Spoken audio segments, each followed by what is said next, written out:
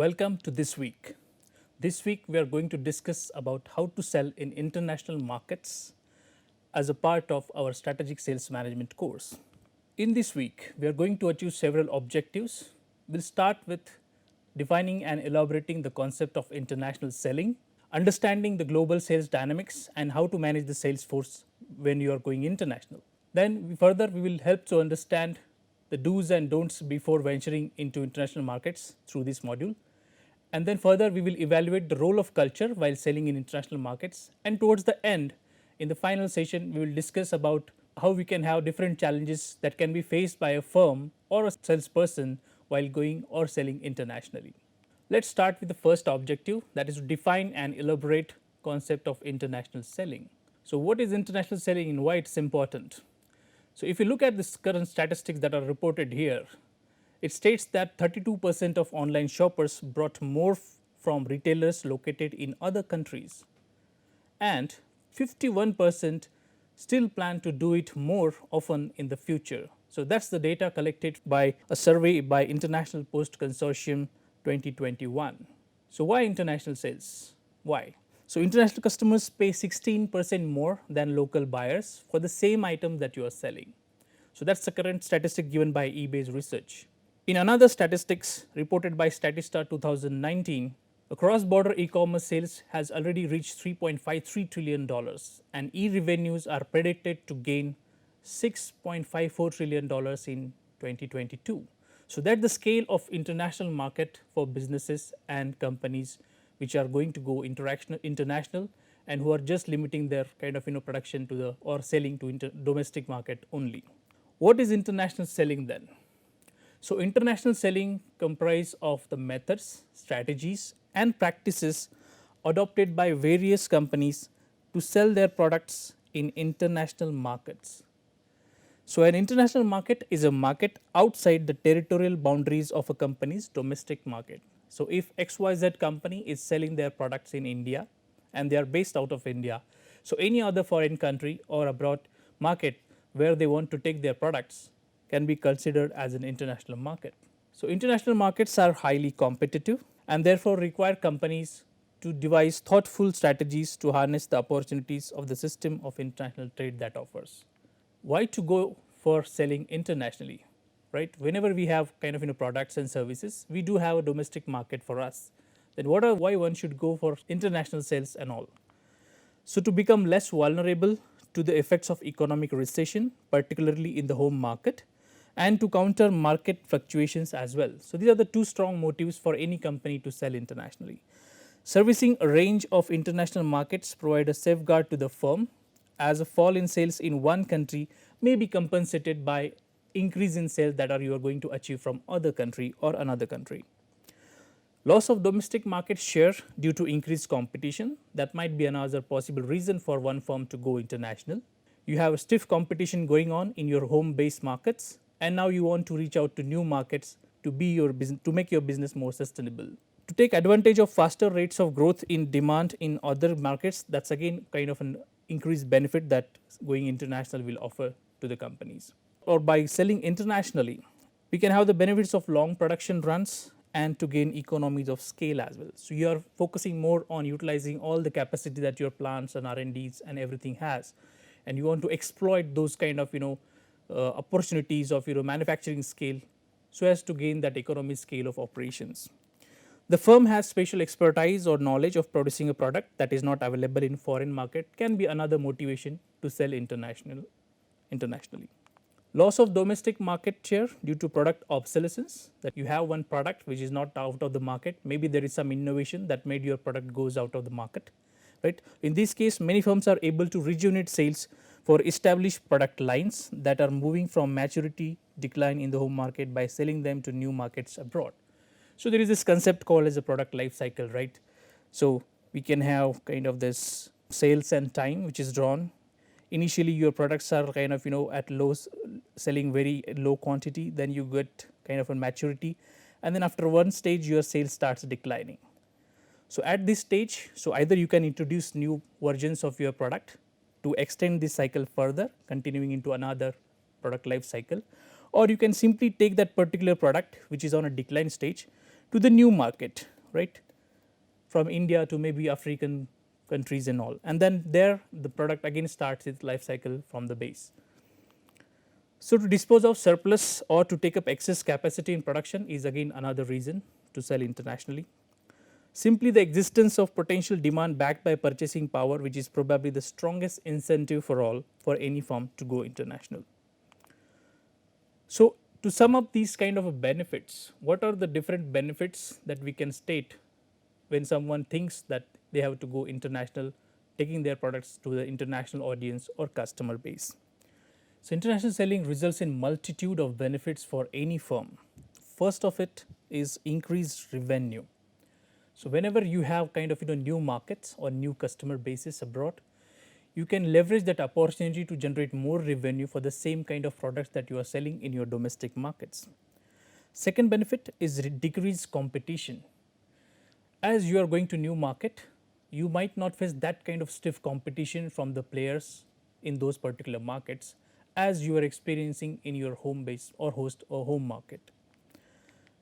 Longer product lifespan is another benefit when you go for international sales. As we discussed, that you can just repeat your product life cycle abroad by taking the products to the new markets one by one. Easy cash flow management. When selling in domestic market, you might have to give credit periods, right, no credit guarantees to your customers and wait to receive the payments from their side. Whereas in international markets, you get your money upfront, you can ask for an advance as well. So that will make you easy for to manage your cash flows when it comes to international sales. Better risk management. As you are kind of diversifying into new markets, you are also kind of reducing the risk that your business is into. So going into new markets will give more opportunities and reduce the risk for your business or for your products and services as well. Another benefit is of currency exchange, right? So let's say for example, a dollar is getting down in terms of, let's say, Japanese yen. You can have your payments in yen and you can have get more dollars per yen that you are receiving or giving. So you can take that advantage of foreign exchange or the currency exchanges so as to leverage more profits for the same amount of sale that you are making in your domestic market. Disposal of surplus goods, maybe in terms of capacity, in terms of labor, capital and all. You can leverage this opportunity to identify new markets and sell into those particular markets whatever surplus goods you are producing. And then ultimately it gives you a goodwill at an international level.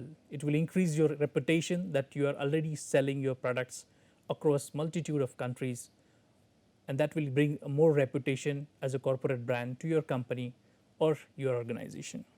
Again, there is an important concept that drives parallelly along with the international trade or selling. That's a role of globalization that has played in terms of this aspect, that is international selling.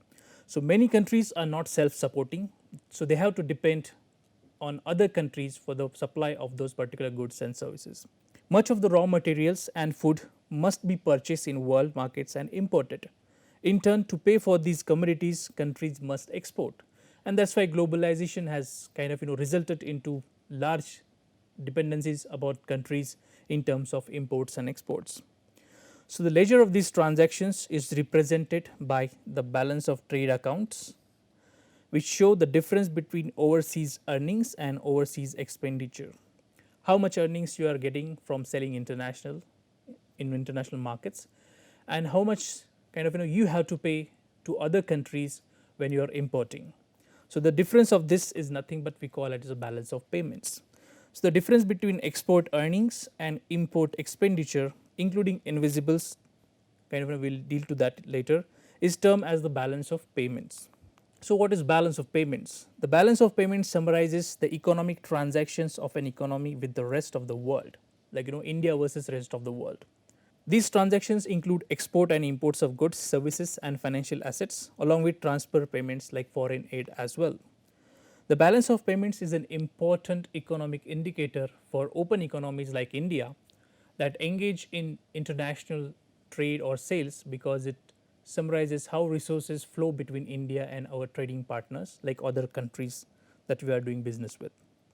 So the balance of payments is usually have different kind of account. So we have current account, which comprises of trade in goods, that how much goods are you are trading, trade happening for services like IT and BPO, and then transfer payments between the countries as well. Whereas a capital account, another way to look at balance of payment, another part of it consists of foreign investments like FDI, that is foreign direct investments and all, external assistance, deposits, borrowings received from abroad from any investors, and even other flows as well. So why, what is the difference between then, when we can say that a country is having balance of payment deficit or surplus? We usually come across these terms whenever we are hearing news or reading newspapers. So when the country imports more goods, services, capital than it exports, we are calling it as a balance of payment deficit. That means the goods and services that are leaving your country are less as compared to what you are importing from other countries. That means you have to give more money to other countries in terms of those import costs, and alternatively you are not exporting that much amount of money to generate foreign reserve for your business or your country. So it must borrow from other countries to pay for its imports. So in the short term, this fuels economic growth, but in the long term, it will have to go into debt to pay for consumption. So that's not something good for any country or even for any business houses as well. So balance of payments, then they are called as in surplus when the country exports more than it imports. So you are exporting more amount of goods and services to other countries as compared to what you are importing from them. So the country provides enough capital to pay for all domestic production. A surplus boosts economic growth in the short term, and in the long term it becomes too dependent on export driven growth, which is again not a good thing as well. So balance of payments, this is a payment for physical goods, are not the only items that are involved in international trade, right? So debts also arise between countries from services. So services sector is again an important contributor in terms of maintaining this balance of payments. So because one cannot actually see such services, they are referred to as invisible exports or invisible imports as well. So for example, India supplies IT services to other countries, and premiums payments due from those countries are received in India. Payment for shipping services, again another example. Income from tourism that is generated, that is again another example. Whereas the banking services and interest payments from international loans are again a part of this balance of payments. Now let's look at one example of a company that goes international, and this is a phenomenal success story that we are going to discuss in this session. That's a brand from France having headquartered in Paris. We have L'Oreal. So L'Oreal is the world's biggest cosmetic and beauty products company, right? So a French based company, and its headquarter is in Paris. It produces and markets mainly like hair colors, skincare products, perfumes and fragrances, makeup and styling products. So L'Oreal products are also kind of based on dermatological and sometimes pharmaceutical fields as well. The products are made for individual and professional customers also. And this company operates over 130 countries like Asia, America, East and West Europe through 25 international brands under its umbrella. So what are the different kind of product basket L'Oreal carries with it? First segment is a professional products, meant specially for professionals like who are offering services to the end customers. So it includes brands like Redken, Matre, Curtis and all, which accounts for almost 11.5% of its sales across globe.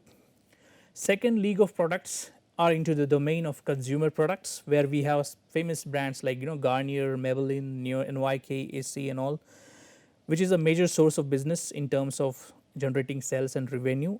This particular segment contributes around 42.7% of global sales that L'Oreal kind of generates.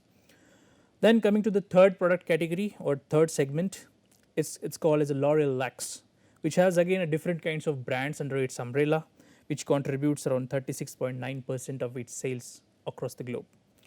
And then finally they have something called as an active cosmetics. It's mostly concerned the skincare kind of products that generates around 8.9% of sales throughout an international market. And this is something the breakdown of sales by geographic zone. So not just restricted themselves to France or maybe Europe, L'Oreal is present across the globe. If you look at, there are 25%, more than 25% actually, sales comes from North America, 27.7 from Western Europe, whereas 6.4% from Eastern Europe. Africa and Middle East generates 2.3% of sales, whereas Asia Pacific contributes to the largest kind of bracket, that is 32.3% of sales of L'Oreal comes from Asia Pacific markets. And we're in Latin America, having more kind of developing countries located there like Brazil, Argentina and all. It contributes around 5.9% of sales that is coming from this particular region. So the success of L'Oreal lies in the fact that the company succeeded in reaching out to the customers at different countries of the world across different kind of income regions and even cultural patterns as well. So giving them the opportunity and to appropriate product that they are worthy of it. L'Oreal sold its product on the basis of customer demand and country want rather than keeping the product identical across the globe. The customization, kind of the personalization of the products to that particular country, to that particular market, that's what the driving force behind such success. So it built ample number of brands or mammoth brands entrenched to the restricted culture and which appeal to a variety of segment of the universal market. Let's look at these kind of what kind of markets L'Oreal served and how they are approached to these different markets. So L'Oreal went on to being a local product in every international market. So they don't go to the new market or the new country as someone who is coming from France or Europe. So they adapted their products, so they made sure that their product is perceived to be kind of local product. The brand extension of L'Oreal also came in the same sector or the same segment of market as well. Let's look at L'Oreal in Asia. So L'Oreal is very famous in Asia and their products in Asia are very cheaper as compared to what the same product cost in European or Western countries. They are used by majority of people in China, Thailand, Japan, etc. The main problem L'Oreal faced in Asia was competition given by local companies. So what's the remedy for these kind of issues or problems? So one of the best strategies L'Oreal Asia adopted is the diversification.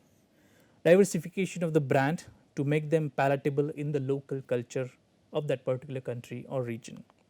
So L'Oreal introduced global brands with the local variations. For example, L'Oreal in Thailand has given local names to their stores and most of the employees present in this company are local people of Thailand. So you are not making any attempt to showcase that you are coming from different country or different planet altogether. You are trying to make yourself someone who is locally present, who is from their own country, who is from their own area. L'Oreal in European market. L'Oreal used the strategy of nurturing self-esteem.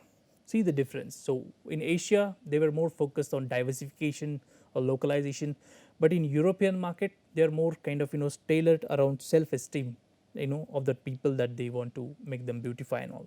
So in France, L'Oreal created the programs like Beauty from the Heart for helping the people made helpless by illness or any kind of negative life experiences in their personal life. So various innovative treatment groups programs are launched by L'Oreal for the young people of European countries. And this company also launches the free skincare and makeup workshops for the women suffering from cancer. So for example, in France, a program named La Vie de Place Belle offers the free skincare and makeup for the cancer suffering women in all over the France. So that's kind of nurturing self-esteem. That's the kind of approach L'Oreal took in European markets to appeal those kind of segments who are there in those countries like UK, France, Germany and all. Coming to the next, like L'Oreal in North American market. So one of the successful strategies of L'Oreal in US market is brand extension. So they work tirelessly on introducing new extensions which include the extensions of the brand after doing a complete research. It's not something that you just introduce one after the one another extension of the same brand or product. So for example, when L'Oreal launched a shampoo for kids, they firstly made a complete research and also debated about the new launch or for an extension before kind of concluding that they want to launch a new shampoo. In US and Canada, L'Oreal uses the strategy of frequent advertisements and promotions as well. Why this is important? Because it again helps your salespeople, those they are selling in the international markets. Because if you know that your customers are more moved or kind of reached out by having more advertisement and promotion, because you are already kind of introducing more and more brand extensions to your existing product line, The salespeople will need support from your advertising and promotions team as well. The people of countries like Canada wants to use new products, that mean they like changes in their product after some interval time. So after every frequent period of time you need to modify the changes, right? So that's kind of an approach even L'Oreal took when they were in the North American market. L'Oreal uses the strategies of modifications where they modify their existing products according to the latest taste and fashions of the local people. Coming to the L'Oreal in Africa, Orient, or even a Pacific region, L'Oreal entered into market, say for India in 1997, and that there was not much awareness about the sniff of structure in the industry of hairdressing. So they started with a niche area, that is hairdressing. So in the countries like UAE and even Australia, organized education was totally absent. How to start this business? Can there be a proper training or trained manpower doing this hairdressing services and all? And there needs to have a perfect and well trained hairdressers, which is again not available at that point of time. So L'Oreal launched various technical training centers, and they even opened a club of only the hairdressers. So they introduced products like Matrix, which is the number one brand of L'Oreal in US, to India, UAE, with the reason of adding range of hair products to their existing products at affordable prices. So they took those particular brands which are already successful, their own market, in European and Western. They pick up those brands and introduce them into the new markets like L'Oreal, like India and UAE, and just again they can have new market under their service.